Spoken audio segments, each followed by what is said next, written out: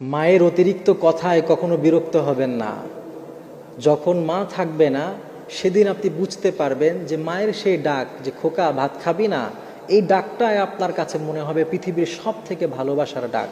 কিন্তু অনেকেই আছে, মা যখন বারবার তাকে ভালো কিছু করার কথা বলে, অনেক সন্তান আছে বিরক্ত হয়ে যায়।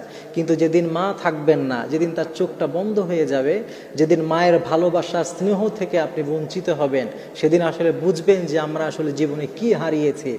একটা মা যখন মানুষের জীবন থেকে হারিয়ে যায়, তার পৃথিবী থেকে যেন তার সুখ শান্তির সব কিছুই চলে যায়। কারণ মায়ের মতো নিঃস্বার্থভাবে ভালোবাসতে পারে পৃথিবীতে এমন কেউ নেই। পৃথিবীর সবাই স্বার্থপর, কিন্তু সত্যিকার অর্থে কোনো মানুষ যদি নিঃস্বার্থভাবে ভালোবাসতে পারে, সেটা হচ্ছে একজন মা। এজন্য মায়ের অতিরিক্ত কথায় কখনো বিরক্ত হবেন না।